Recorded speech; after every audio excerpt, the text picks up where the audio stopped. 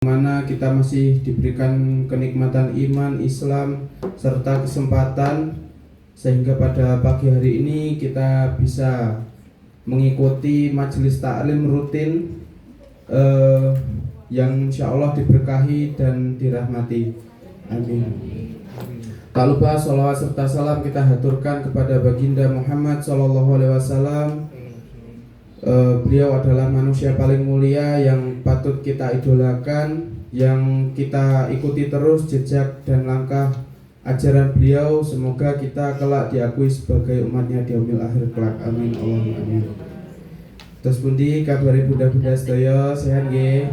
Alhamdulillah. Mugi-mugi ingkang rawuh teng mriki senantiasa diberikan kesehatan terus dan keistiqomahan untuk terus bertolabul ilmi. Alhamdulillah, menika ustadznya sampun rawuh duluan daripada saya. Ngapunten Ustaz. Ini tadi agak macet. Nggih, kita mulai kajian pada pagi hari ini dengan membaca basmalah bersama. Bismillahirrahmanirrahim. Berikutnya yaitu langsung saja menika tausiah yang akan disampaikan oleh Ustadz Hatta dengan tema kesolihan simbol perhiasan dunia. Masya Allah. Nggih, kepada Al Ustadz saya persilahkan. Bismillahirrahmanirrahim. Mas Sahrul, Mas Dendi. Bismillahirrahmanirrahim. Assalamualaikum warahmatullahi wabarakatuh. Alhamdulillahilladzi arsala rasulahu bil huda wa dinil haqq liyudhhirahu 'ala dini kulli wa kafa billahi syahida.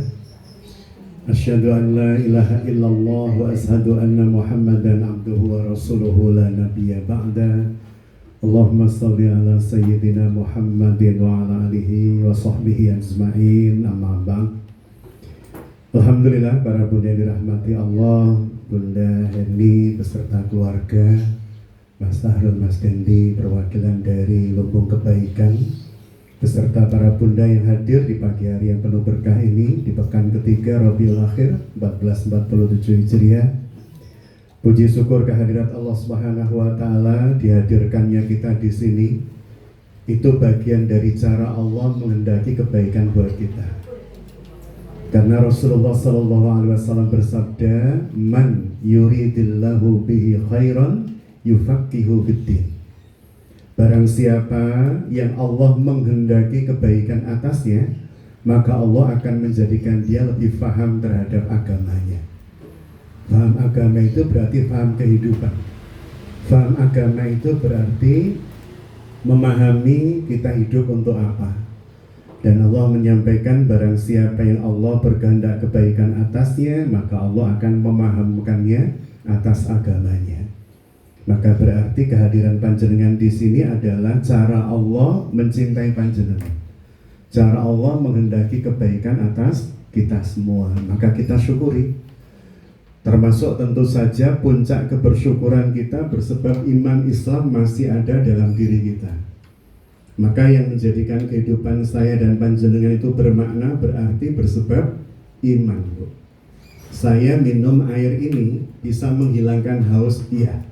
Tetapi bagi seorang mukmin bukan hanya haus yang hilang, tapi berkah air dalam tubuh. Bersebab apa? Iman. Minum dengan tangan kanan, memasukkan ke dalam mulut kita dengan basmalah, itu menjadikan bukan hanya hilang hausnya, tapi juga airnya menjadi berkah buat tubuh. Maka iman Islam itu wajib kita syukuri. Salawat salam semoga senantiasa teritikad biqalbi, teriyakini dalam hati tanpa ragu bahwa sebaik-baik hamba yang Allah hadirkan untuk panjenengan kula sami itba'i, kita ikuti, baik sebagai pribadi, sebagai bagian dari rumah tangga, bagian dari masyarakat, dan bagian dari umat dalam mengurus diri, mengurus rumah tangga, mengurus masyarakat, bahkan negara. Yang terbaik di antara yang baik adalah Rasulullah SAW. Para bunda yang dirahmati Allah, untuk kesekian kali alhamdulillah saya bisa hadir di tempat yang penuh berkah ini setelah mungkin 2 2 kali sebelumnya mboten cecek wedal nggih Bunda. Belum bisa nyambung waktu. Alhamdulillah hari ini bisa kembali menjumpai para bunda calon penghuni surga ini. Amin. Dalam sebaik-baik keadaan. Dan tema kita hari ini Bun berkaitan dengan apa Bun? Kesolihahan, bukan kesolihan ya, kesolihahan. Karena yang saya hadapi adalah para bunda, maka yang kita bicarakan adalah solihah. Kesolihan itu adalah perhiasan terbaik bagi kehidupan, bagi bumi. Dari mana kita mengawali? Yang pertama, bagaimana cara Islam memandang para wanita. Bagaimana Islam memuliakan dan memandang para wanita. Bahkan dalam pandangan Islam, peran wanita itu bukan sekedar pelengkap. Wanita itu bukan sekedar pelengkap, wanita itu bukan sekedar tambal sulam dari kehidupan yang sebenarnya, tetapi di dalam Islam seringkali wanita itu diposisikan seperti cornerstone, seperti batu yang ada di pojokan-pojokan ruangan yang dia bisa menghubungkan antara sisi vertikal, sisi horizontal, dan seterusnya. Artinya wanita dalam Islam itu memegang peranan yang teramat sangat penting. Bahkan kadang kemudian justru menjadi pusat dari kebaikan atau sebaliknya pusat dari keburukan dan seterusnya. Dan insya Allah panjenengan semua oleh Allah diberi kekuatan menjadi pusat dari kebaikan. Maka yang pertama kita lihat bahasan kita Bun ya, ada beberapa pilar yang nanti kita akan kaji agar supaya panjenengan lebih memahami seberapa Islam ini memuliakan panjenengan dan seperti apa porsi yang panjenengan bisa ambil untuk kemudian menduduki posisi sebagai cornerstone kehidupan tadi itu ya. Jadi titik yang ada di sudut yang bisa menggabungkan seluruh potensi yang ada. Baik, bahasan yang pertama para bunda yang dirahmati Allah, Rasulullah SAW menyebut wanita itu sebagai sebaik-baik perhiasan dunia. Kalimat Kanjeng Nabi begini, ad-dunyatul mata', dunia itu perhiasan, dunia itu indah. Tetapi kata Rasulullah SAW, wa khairu mata'id dunya, dan sebaik-baik perhiasan bagi dunia itu adalah al-mar'atus solihah. Sebaik-baik perhiasan dunia adalah wanita solihah. Jadi dunia ini didesain oleh Allah indah. Panjenengan kalau kemudian berjalan dari satu tempat ke tempat yang lain, mengunjungi dari satu kota ke kota yang lain, bahkan mungkin dari pulau satu ke pulau yang lain, negeri satu ke negeri yang lain, kita akan mengamati dan melihat secara objektif bahwa dunia ini didesain Allah indah, teramat sangat indah. Apalagi dengan bantuan gadget yang ada di tangan jenengan itu. Maka keindahan alam yang diciptakan oleh Allah itu begitu semakin jelasnya tampak kelihatan.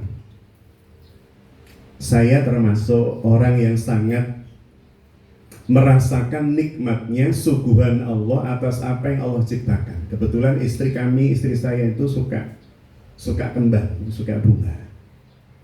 Ketika kemudian bunga-bunga yang ditanam di depan rumah, di samping sama di teras itu ya, saya amati kalau pagi. Saya lihat kalau pagi. Kadang bareng-bareng istri nyirami itu. Saya seringkali menakjubi ciptaan Allah yang ada di sekitar kita, nggak usah jauh-jauh. Kadang menikmati dan mengagumi desain struktur tulang dari daun-daun yang ada di depan saya. Kadang kemudian gradasi warna yang Allah tetapkan dan tentukan atas setiap daun yang di depan saya. Atau mungkin gabungan warna. Sekian banyak warna Allah hadirkan untuk kemudian membuat, nah ini bunga hidup ya Bu Erni. Nah ini contohnya. Gradasi warnanya. Kadang ketika kemudian melihat, ya Allah, betapa cantik, betapa indah. Padahal ini berasal dari tanah yang sama dengan yang lain Bun ya. Tanahnya kan sama.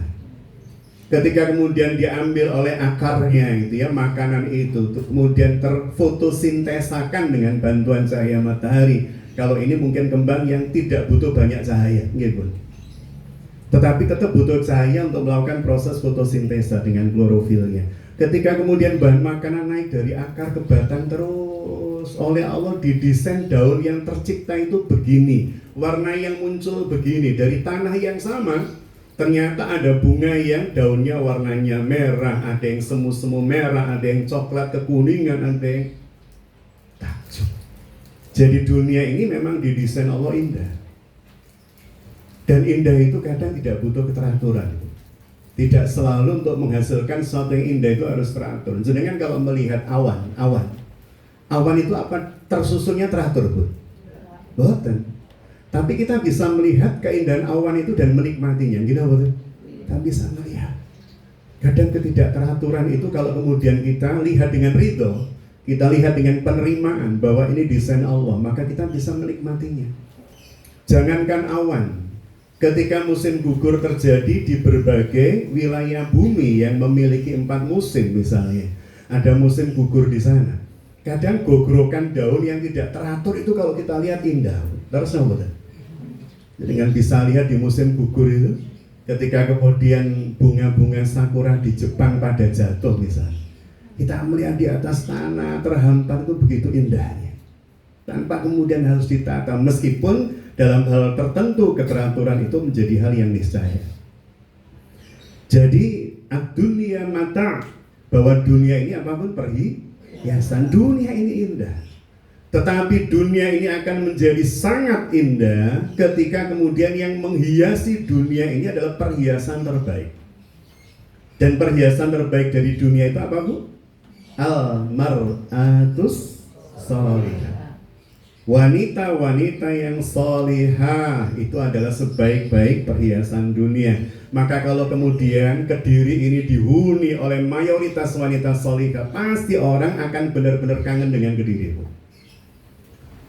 Jadi tagline atau moto Kediri ngangeni itu akan benar-benar ngangeni kalau kemudian di setiap penjuru kota Kediri, Kabupaten Kediri itu didominasi oleh banyak wanita solihah. Karena wanita itu, Bun, kalau tadi disebut dengan cornerstone, yang terhubung dengan wanita itu yang pertama anak, yang kedua suami atau pasangan. Sehingga ketika yang ada dalam rumah itu seorang wanita solihah, dia akan menciptakan satu atau menghadirkan satu sosok suami yang luar biasa. Yang kedua, anak-anak yang luar biasa.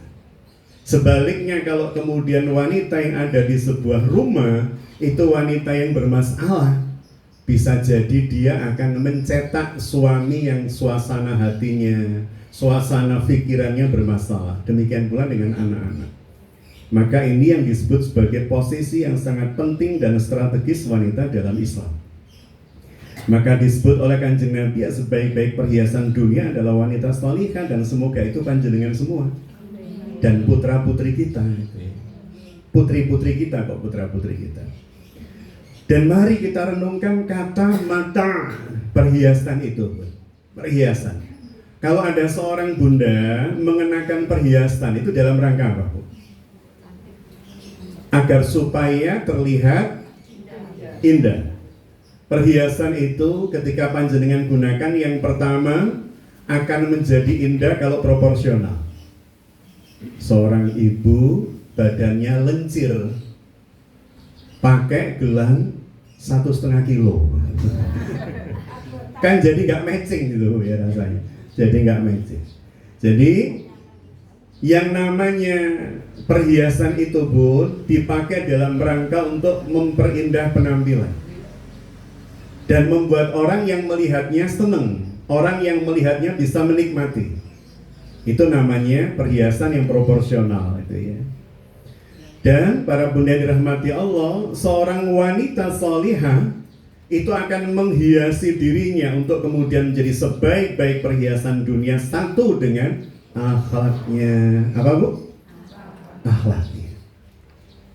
Cara berbicara, cara berinteraksi dengan orang, bahasa tubuhnya, cara menyampaikan pesan, cara menerima dan merespon sesuatu. Jadi wanita-wanita yang memiliki akhlak mulia adalah wanita-wanita yang mampu merespon setiap impuls yang masuk. Setiap apa yang dia terima itu dengan respon terbaik. Orang yang memiliki respon terbaik itu biasanya bukan orang yang reaktif, tapi proaktif. Reaktif itu orang yang setiap ada apa terjadi di sekitarnya langsung dikomenin, langsung like and share, langsung tidak dipikir dulu. Jadi ketika kemudian dia dapat sesuatu, dipikir ini pasti bagus, langsung di broadcast, dan ternyata hoax misalnya. Tapi orang yang proaktif adalah orang yang ketika mendapatkan informasi apapun itu dijeda dulu. Untuk apa? Diidentifikasi, ini informasinya benar nggak? Kalau saya sebar, manfaatnya bagi orang lain akan seperti apa? Manfaatnya bagi diri saya akan seperti apa? Ini kemudian menjadi sumber munculnya akhlak baik. Yang kedua, akhlak setelah akhlak adalah wanita-wanita yang menghiasi dirinya dengan kecerdasan emosional dan kecerdasan spiritualitas. Kecerdasan emosional itu berarti kemampuan seorang wanita, kemampuan panjenengan, kemampuan saya, laki-laki, untuk merasakan apa yang dirasakan oleh orang lain. Jadi kemampuan panjenengan untuk bisa merasakan apa yang dirasakan oleh orang lain. Misalnya duduk seperti ini tuh. Kemudian sebelah jenengan tuh bingung deh kayak sikil. Kayak mau obay. Dan jenengan melihat gitu ya, kakinya ugal-ugal ke sana kemari. Oh, jangan-jangan duduknya nggak nyaman beliau. Maka jenengan karena peka kemudian bergeser. Bu, kakinya nggak apa-apa kok selonjor. Saya tak bergeser. Itu namanya apa? Cerdas emosional. Cerdas emosional, kemampuan untuk merasakan apa yang dirasakan oleh orang lain. Ketika anak jenengan pulang dari sekolah gitu ya, pulang dari kuliah, masuk rumah, baru masuk pintu jenengan lihat bibirnya metutut cemberut bimoli, bibir monyong 5 km, 5 cm. Ketika kemudian masuk, kalau kita lihat anak kita cemberut, metutut, bimoli gitu ya, maka seorang ibu yang hebat, yang solihah itu pasti memvalidasi dulu, dijeda dulu, tidak langsung kemudian dikomenin gitu ya, melebu metutut anak ibu, nggak pantes anak kok metutut. Padahal bisa jadi awalnya dia senyum, nyaman, tenang, tapi sebelum masuk rumah disalip seorang anak, ugal-ugalan, motoran bu, sampai ke genjret motornya, jeres. Jadi jengkel, bukan dengan yang ada di rumah, tapi dengan pelaku yang barusan nyalip dia, sehingga mentututnya belum hilang sampai rumah, wong hampir nyampe rumah. Maka kalau kemudian kita memperturutkan sikap reaktif kita. Reaktif itu apa-apa muncul komenin, share, like, dan seterusnya, atau unlike, dan seterusnya. Tidak dikasih jeda. Orang yang proaktif pun beda, kasih jeda dulu. Sebab itu kemudian divalidasi. Kalau seperti ini, saya layak marah nggak ya? Ini kalau saya komentarin bermanfaat nggak ya buat saya? Dan seterusnya. Dan yang seperti ini pasti butuh latihan. Saya pun juga masih latihan untuk terus menjeda setiap apapun yang sedang saya hadapi. Apa di jalan, apa di rumah, apa di kantor, apakah di kajian seperti ini, agar supaya tidak menjadi orang yang reaktif. Apa saja dikomentari dan seterusnya. Kita timbang, perlu enggak yang saya sampaikan apa ketika harus berkomentar dan seterusnya. Cerdas emosional. Kalau cerdas spiritual, kemampuan memberikan makna atas apa-apa yang panjenengan dan saya sedang lakukan. Dan hari ini pun yang paling menjadi PR buat kita semua adalah ketidakmampuan banyak orang memberikan makna atas hidupnya sendiri. Sampai kemudian jatuh kepada kesimpulan atau jatuh pada bentuk keluhan, hidupku sudah tidak memiliki makna. Wah, itu bahaya. Orang yang sudah mengalami ketumpulan kecerdasan spiritualnya itu bisa jadi akan menjadi orang yang gampang putus asa, bersebab merasakan hidupnya tidak memiliki makna. Maka salah satu tugas panjenengan dan saya pun, salah satu tugas kita ya, adalah mengambil peran yang proporsional dalam hidup. Maksudnya seperti itu Ustaz. Maksud saya begini Bun. Bun pernah dengar nama Imam Syafi'i? Pernah. Nama lengkapnya siapa Bu? Muhammad Idris As-Syafi'i. Muhammad Idris As-Syafi'i atau Imam Syafi'i ini adalah salah satu imam mazhab yang hasil istihad beliau banyak digunakan oleh masyarakat di Indonesia dan sebagian besar Asia Tenggara. Kalau Arab Saudi itu mazhabnya Imam Ahmad bin Hambali, dan itu menjadi mazhab negara. Dan bermazhab itu bukan hal yang harus kita pertentangkan, boten, tapi hal yang harus kita saling hormati. Mau dia bermazhab Syafi'i, Hambali, Hanafi, dan seterusnya, Maliki, kita hormati. Atau Ja'fari, Imam Ja'far As-Shadiq, kita hormati. Nah, ketika panjenengan pernah dengar nama Imam Asy-Syafi'i itu, salah satu hasil istihad Imam Syafi'i yang dibukukan dan jenengan sudah kenal sejak kecil, bahkan mungkin belajar sholat dari buku itu. Bukunya warna biru waktu kita masih kecil, biru langit gitu Bu ya. Waktu jenengan kalau sami masih SD mungkin tahun 70, ada yang tahun 80. Bukunya kecil warna biru. Tulisan siapa Bu? Muhammad Rifai. Yang beliau mengambil dari mana? Mengambil dari mazhabnya Imam Syafi'i. Yang belajar sholat dari buku itu saat SD, kira-kira se-Indonesia ratusan ribu atau jutaan orang? Jutaan. Dan Rasulullah menyampaikan, mandalla ala khairin, barang siapa yang menunjuki orang pada kebaikan, falahu, maka baginya mislu fa'ili, dia akan dapatkan pahala yang semisal dengan orang yang mengikutinya itu, tanpa mengurangi pahala orang tersebut. Kayak Bunda Hajar itu loh Bu. Bunda Hajar kita kenal melakukan apa Bu? Mencari air Bu? Sa'i. Beliau lari dari Sofa menuju Marwah, Marwah menuju Sofa, dan seterusnya. Berapa kali Bu?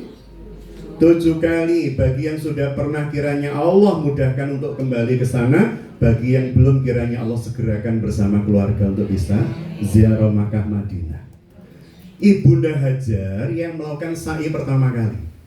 Maka dengan hadis tadi itu, siapa saja yang sa'i dari mulai zaman Ibunda Hajar sampai kiamat, Bunda Hajar dapat pahala. Siapa saja yang sa'i Bunda Hajar terus dapat kiriman Pak. Nah, kita kembali pada Imam Syafi'i tadi itu. Berapa juta kaum muslimin yang belajar sholat dengan menggunakan mazhab Syafi'iyah? Imam Syafi'i dapat pahala nggak boleh? Dapat Bu. Itu berarti orang yang bisa mengambil peran dengan cara yang hebat, strategis, sehingga kemudian ketika beliau wafat pahalanya terus mengalir pada beliau. Itu yang disebut dengan ilmu yang nafi'ah, bermanfaat. Orangnya sudah wafat tapi pahalanya terus, itu akun pahala beliau, saya yakin Bu, tiap detiknya akan bunyi ting ting, terus nambah sampai nanti beliau dibangkitkan di padang mahsyar. Berapa pahala yang beliau dapat? Itu padahal tentang sholat saja. Yang zakatnya ikut Imam Syafi'i, yang wudunya, yang puasanya, Masya Allah pahalanya berlimpah ruah. Karena berhasil memposisikan diri di tempat yang tepat, di tempat yang benar. Jenengan kalau sami kedangatan Bun. Kita lihat kebutuhan umat itu apa, termasuk kajian hari ini. Majelis taklim apa Bun? Istiqomah. Majelis taklim istiqomah lintasan. Jalan lintasan maksudnya, lintasan istiqomah atau istiqomah lintasan. Ketika kemudian panjenengan bisa mengambil peran yang itu manfaatnya bisa dirasakan bagi banyak orang. Ini ada kameranya Mas Dendi, Lumbung Kebaikan.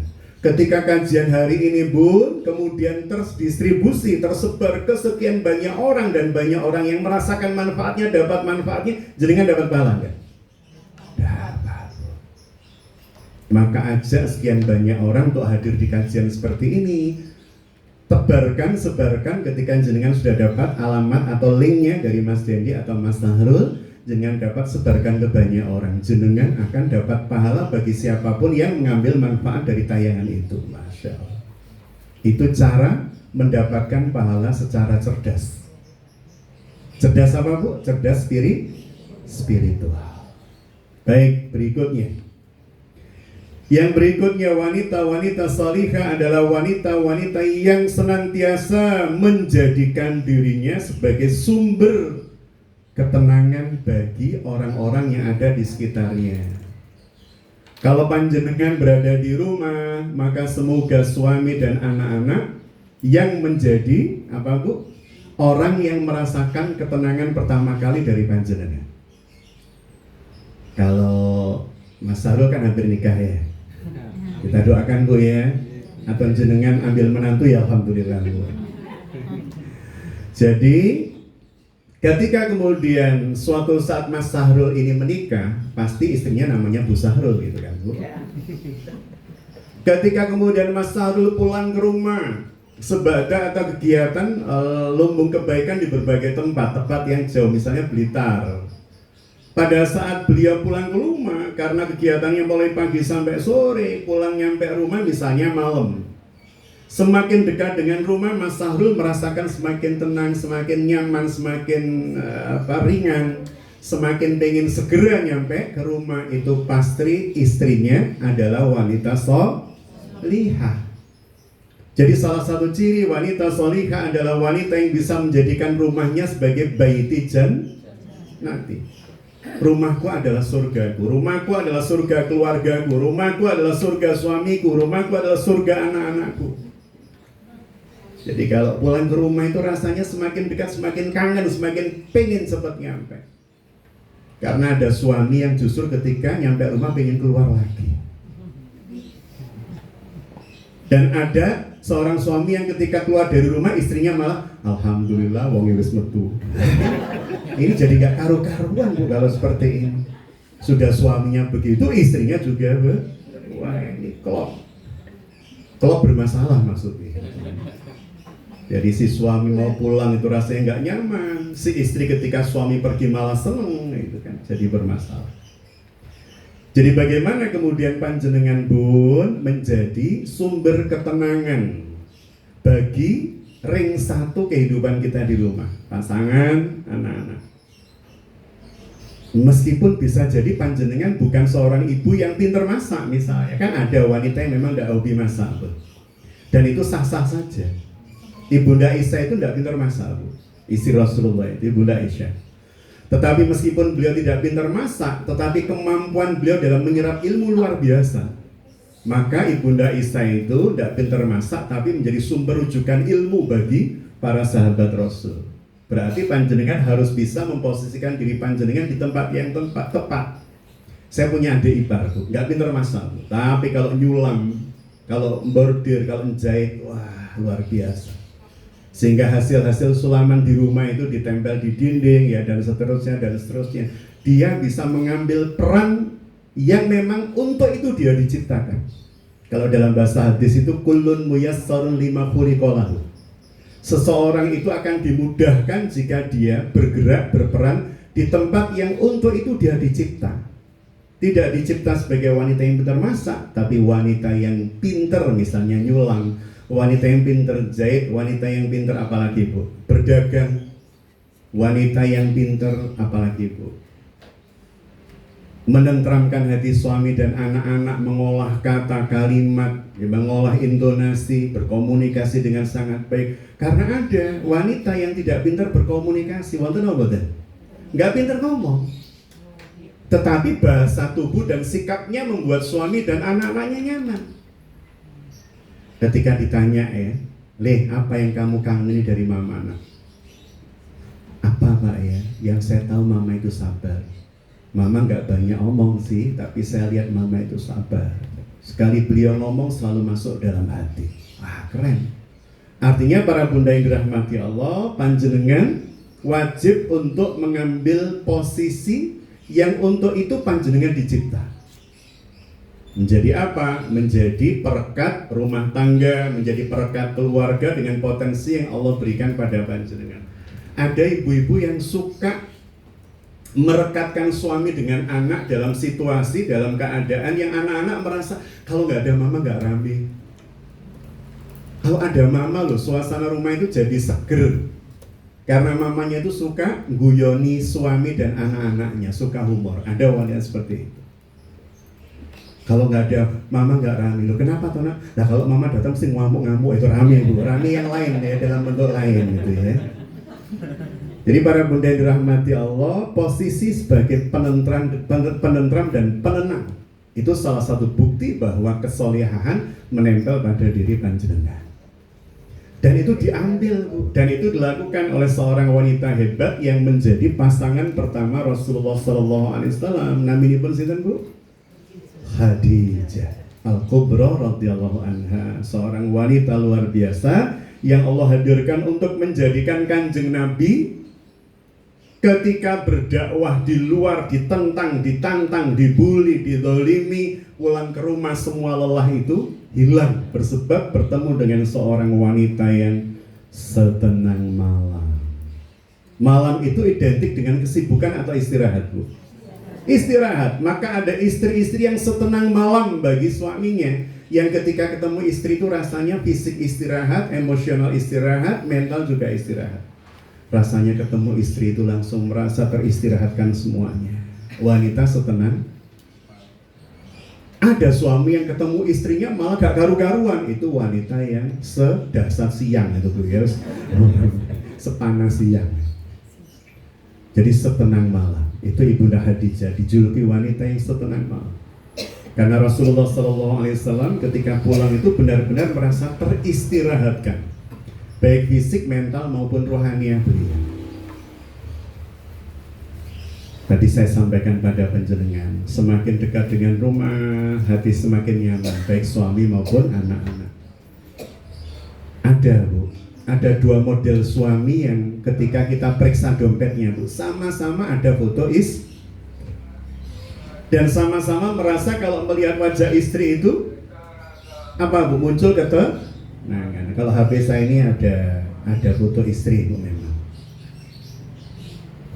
Cuman nggak bisa dilihat, ini tertutup. Lah, ini istri sama ibu saya, dua wanita yang paling berpengaruh terhadap hidup saya.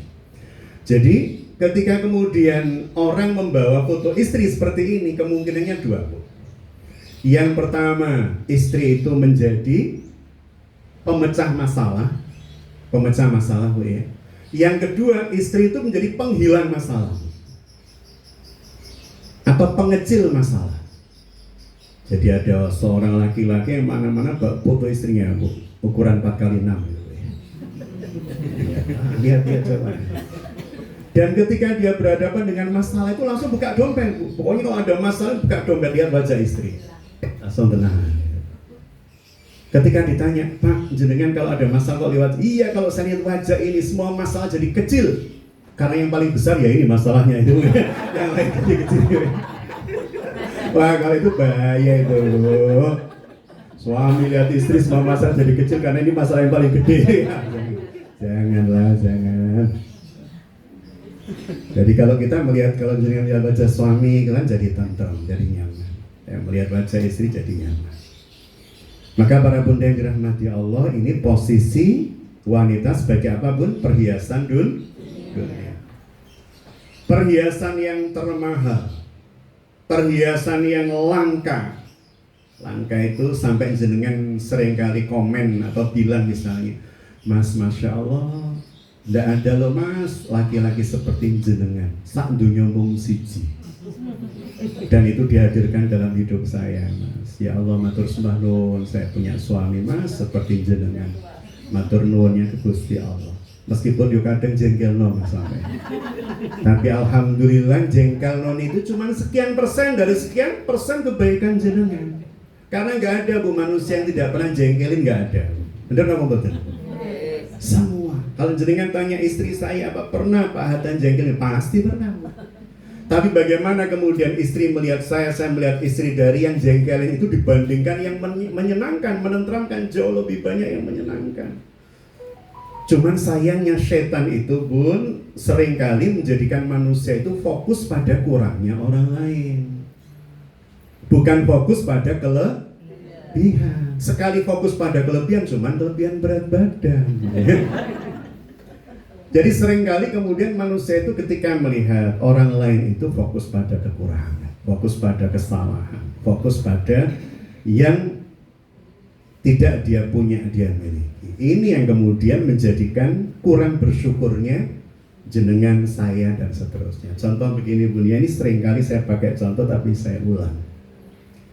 Ketika anak kita pulang sekolah dulu, waktu mereka masih sekolah ya, SD, SMP, atau SMA, mata pelajarannya 12. 7 mata pelajaran dia dapat 8. 2 mata pelajaran dapat 9. 1 pelajaran dapat 7. Dan 1 mata pelajaran dapat 5. Orang tua fokus pada nilai berapa? 5. Padahal yang 9 banyak, 8 banyak, 7 1, 5 1, fokus pada jeleknya. Tidak kemudian fokus pada kebaikannya. Harusnya kalimatnya kan begini dulu. Alhamdulillah, Masya Allah. Nah, nilaimu bagus-bagus, ini menunjukkan bakat minatmu memang di sini, nak, didesain oleh Allah. Meskipun ya ono 5 lek iso diundak dadi 6 lah minimal.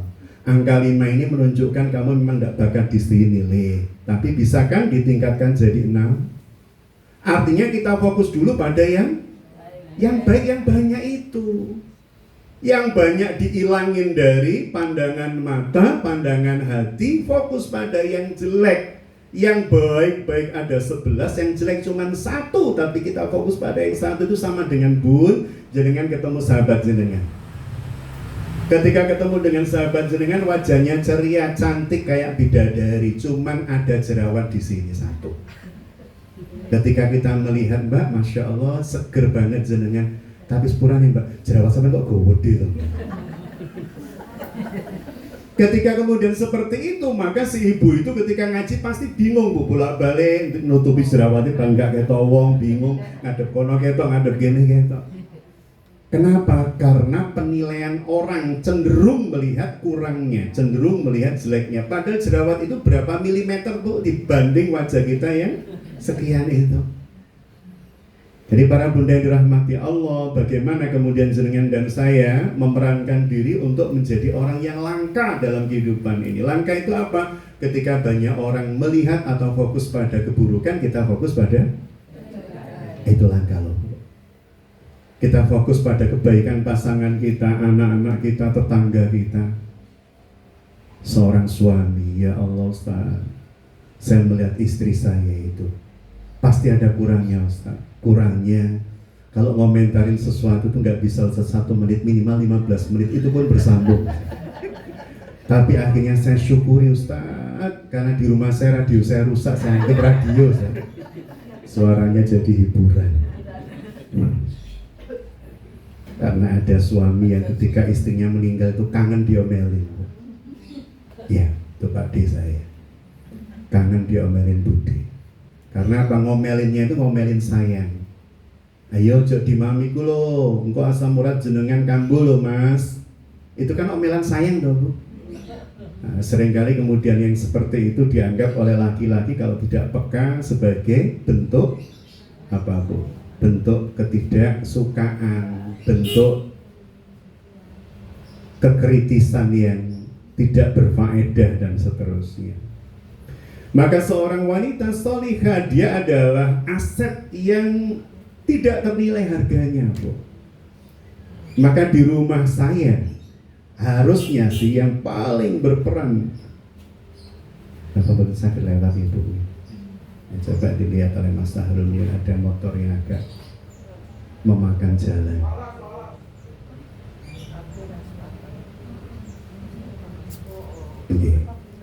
Mungkin kapan kalau pas motoran lagi Bun, ya semakin miring begini, Bu, semakin memudahkan orang. Karena kita memudahkan orang, Allah akan memudahkan kita, gitu prinsipnya. Baik, jadi berharganya seorang wanita tidak diukur kalau dalam agama ini berdasarkan fisik atau materi. Maka yang penting bukan cantiknya, karena cantik itu relatif, Bu. Gimana betul? Ada orang yang suka cantik itu bersebab warna kulit, bentuk hidung. Bentuk hidung pun masih relatif. Ada loh, Bun, orang yang tidak suka dengan wanita mancung. Gimana betul? Iya, Bu. Dan ada juga, kenapa sih Ustadz kok gak suka wanita yang mancung? Lah kalau kita kemancungan itu, kalau nempel hidung belum tentu keningnya nempel itu kan, kesuwen itu kan. Jadi ada orang yang itu relatif, Bu. Cantik itu relatif. Maka yang penting memang bukan fisik ya bagi seorang muslim dan mukmin, tetapi bagaimana kemudian manfaat yang bisa panjenengan dan saya tebar di dalam kehidupan kita, baik untuk keluarga maupun masyarakat. Mungkin nggak, Bun, orang seneng menjadikan dia melihat pasangannya tambah cakep, Bu. Jadi ketakjuban seseorang menjadikan wajah yang biasa itu jadi luar biasa. Mungkin Bu? Halo? Sangat mungkin, sangat mungkin. Jadi karena kagumnya, ya, bersebab akhlaknya, bersebab perilakunya, bersebab karakternya, menjadikan yang dilihat itu tampak wow. Sebaliknya, meskipun fisiknya mempesona, bisa menjadikan orang itu enak. Benar nggak Bu? Ketika kemudian tampilan akhlaknya, tampilan adabnya dan seterusnya itu banyak menebar enek, energi negatif disingkat enek. Di mana-mana menebar enek, energi negatif. Kalau energi positif kan disingkat epos, Bu. Epos energi Tapi kalau bunda-bunda kan gimana-mana menebar epos gitu kan. Ketika kemudian dapat minuman air mineral, lihat temennya di samping belum, diberikan ke samping. Meskipun kita belum kebagian gitu kan. Tapi sudah nyimpen 2 di tas gitu. Jadi ada orang yang kemana-mana yang ditebar enek.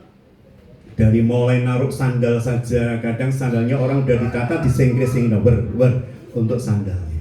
Itu pasti bukan jenengan. Kalau di sini insya Allah tidak jauh beda. Oh enggak Bu ya, pasti jauh berbeda ya. Pasti bukan panjenengan. Ketika naruh apa dan seterusnya. Ada orang yang memang hobinya nebar enek gitu ya. Jadi tidak diukur secara fisik atau materi karena itu relatif. Kesolihan itu adalah nilai tambah yang paling utama dari seorang wanita di hadapan Allah maupun di hadapan manusia. Baik, poin yang keberapa sekarang? Ada yang ketiga, ada yang keempat ya? 4. Yang keempat, kesolihan itu dihadirkan dengan menjadikan diri kita, diri jenengan kalau solihah menjadi qurrata a'yun kalau dalam doa. Apa Bu qurrata a'yun itu Bu? Qurrata a'yun, uyun itu mata ya, jamak dari mata, ain mata itu. Jadi qurrata a'yun itu menjadi penyejuk mata, baik mata zahir maupun mata hati kita. Dalam bahasa yang lebih luas mungkin menyejukkan mata jika dilihat, menenteramkan hati jika dirasa. Maka wanita-wanita yang seperti ini adalah wanita-wanita yang ketika suami melihat itu senang. Kadang istri tidur itu dilihat, senang rasanya.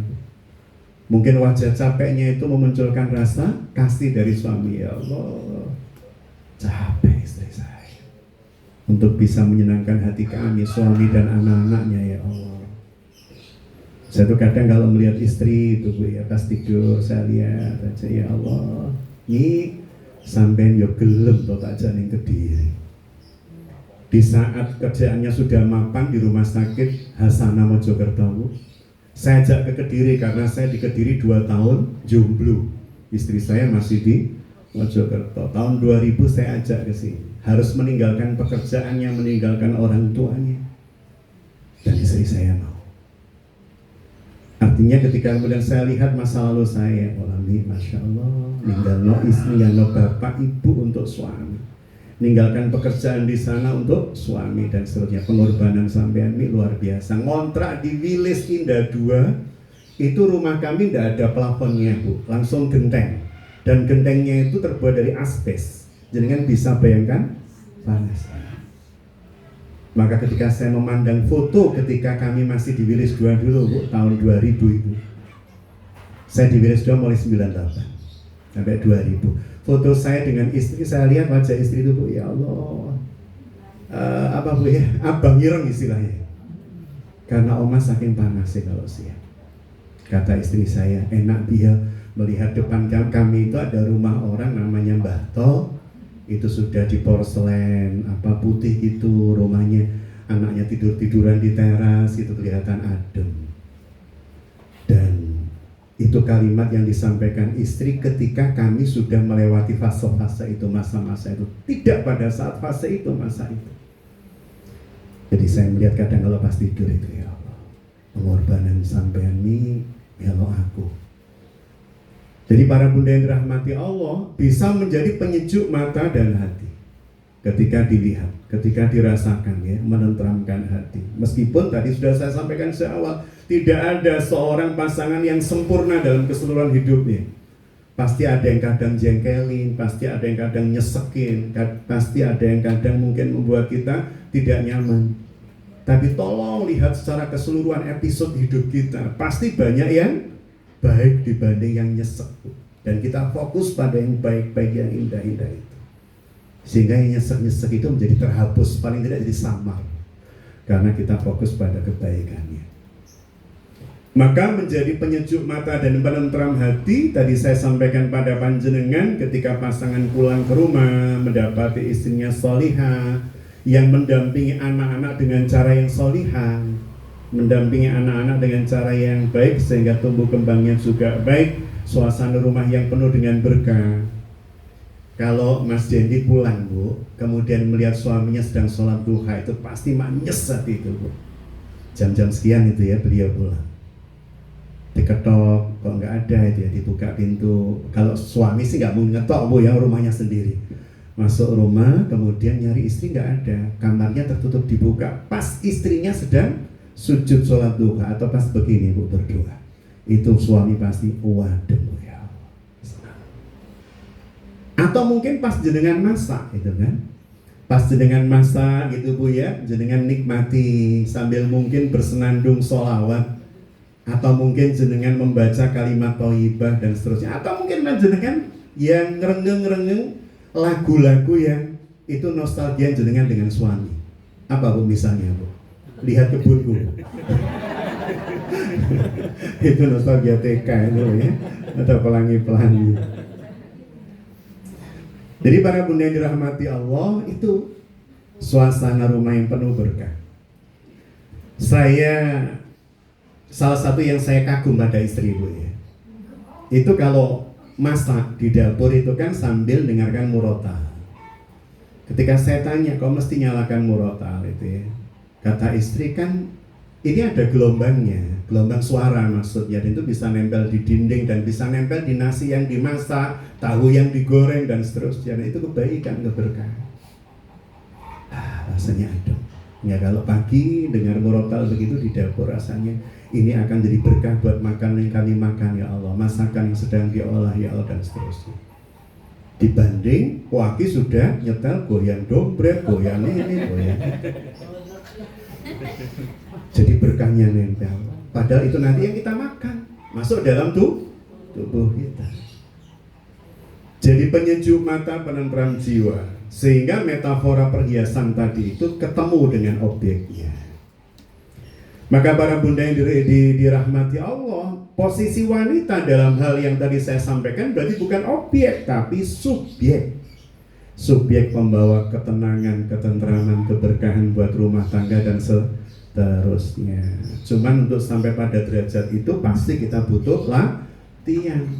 Saya berlatih terus sampai saya meninggal nanti, pasti saya terus berlatih. Istri saya juga begitu. Kami terus berlatih mengasah diri untuk menjadi pasangan terbaik buat pasangan kami. Baik, tinggal 6 menit Bu ternyata. Mau saya lanjutkan poin berikutnya itu ya. Ini masih panjang sebenarnya. Dari situ dulu berarti. Ada yang mau didiskusikan, Bu? Ditanyakan boleh, dikurangi boleh, ditambah boleh. Ada, Bu? Mau ditanyakan, mau dikurangi. Ibu-ibu yang ada di dalam pintu surga. Halo bunda-bunda, ada yang mau ditanyakan? Betul-betul nggih. Biasanya kalau seperti ini tuh metani awake dhewe-dhewe.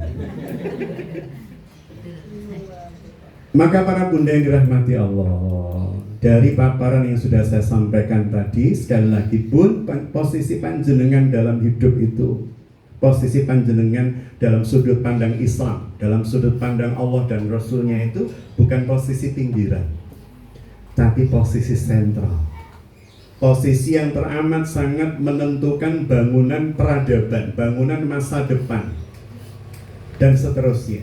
Bersebab apa? Bersebab panjenengan itu akan berpengaruh, karakter panjenengan itu akan berpengaruh pada banyak hal, termasuk pada suami, termasuk pada anak-anak ya dan seterusnya. Dan bersebab wanita itu memiliki kecenderungan kehidupan sosial yang lebih dibanding para laki-laki.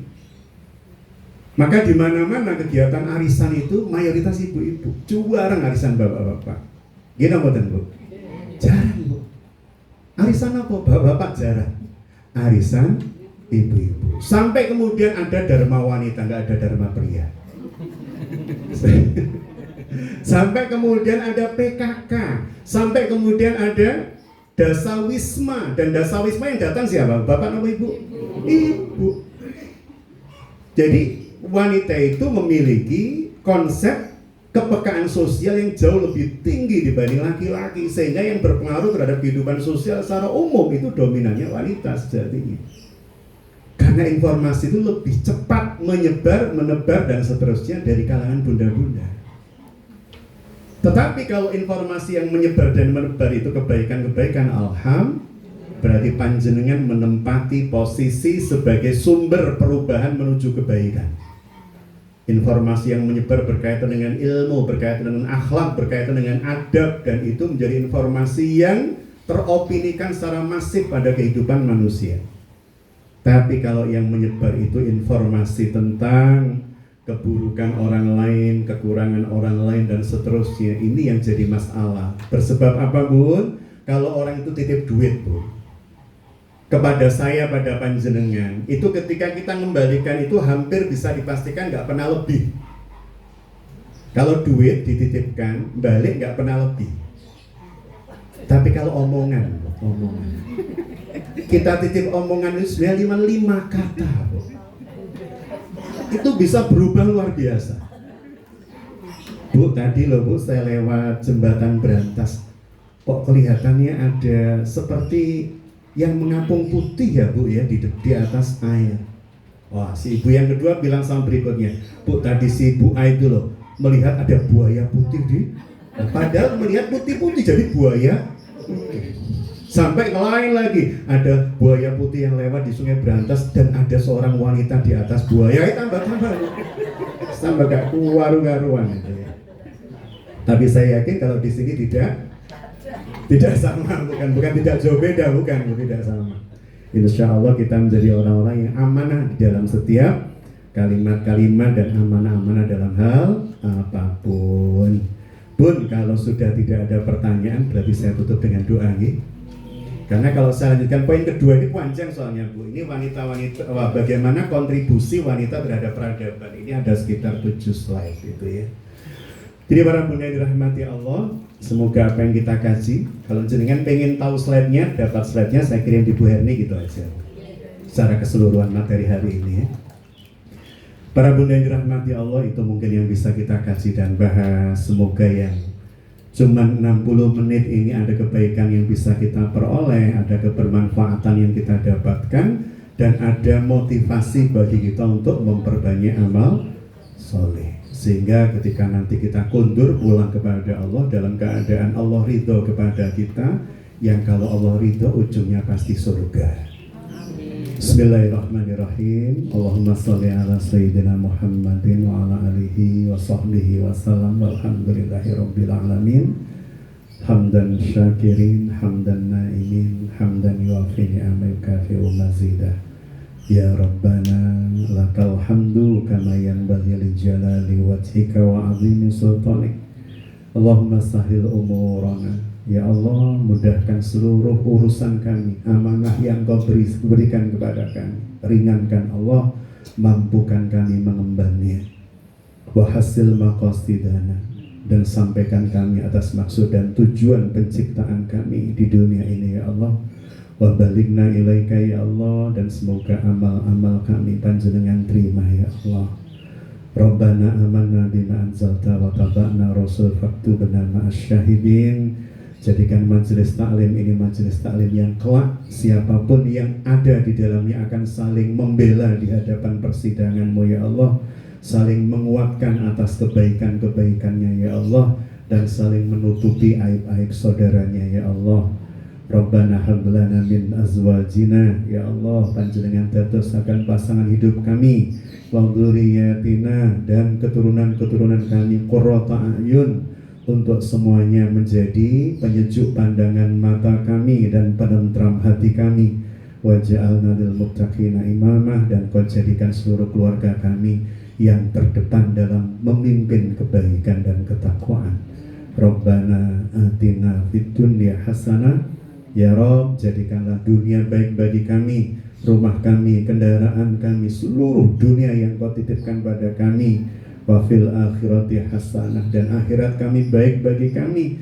Barzah yang terang, barzah yang luas, padang mahsyar yang tidak melelahkan, hisab yang ringan, serta sirat yang sampai di ujungnya dengan selamat.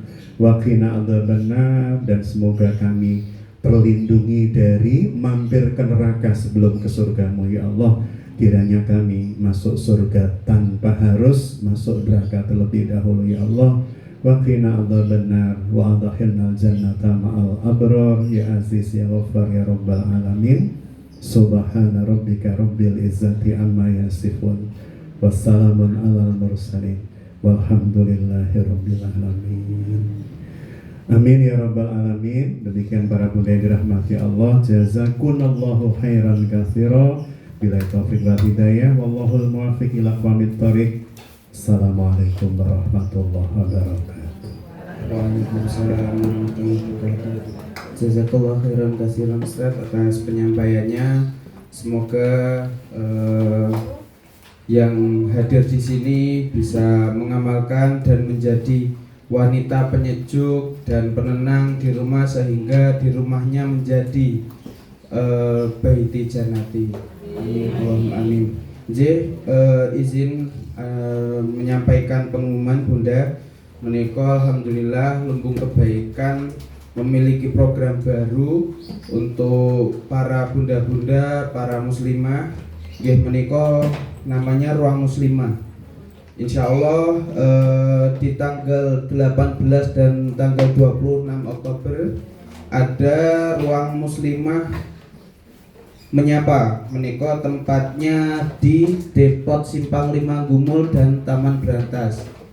Kang mengisi Bunda Lilian kalih Bunda Dewi. Nggih. Menika acaranya sharing-sharing tentang keluarga juga, tentang mental health dan parenting. Nggih, ada kelas dan ada outboundnya karena tempatnya ada yang terbuka di Taman Brantas. Nggih, menika alhamdulillah Bunda Herni sampun mendaftar. Nggih, monggo bunda-bunda yang lainnya nanti bisa mencari infonya ke lewat Bunda Herni saged, lewat saya juga bisa untuk mendaftarkan diri.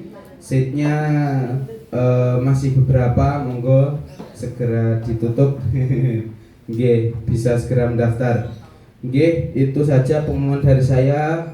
Ada kurang lebihnya mohon maaf. Kita akhiri kajian pada pagi hari ini dengan baca hamdalah dan doa kafaratul majelis. Alhamdulillahirabbil alamin. Subhanakallahumma wa bihamdika asyhadu an la ilaha illa anta astaghfiruka wa atubu ilaik. Sekian dari saya. Assalamualaikum warahmatullahi wabarakatuh. Monggo bunda-bunda bisa langsung ke lumbung saji nopo. Oh nggih. Ramah tamah.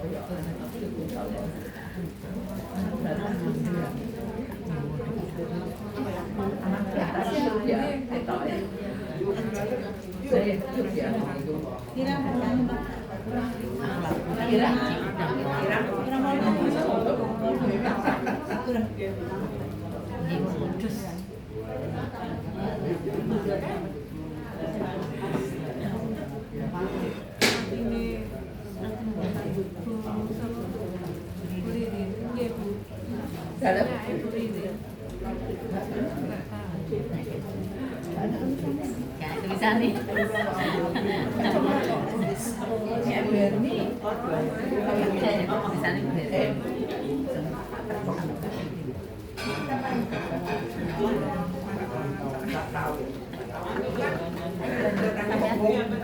Oh, bukan penyidik. Bukan penyidik.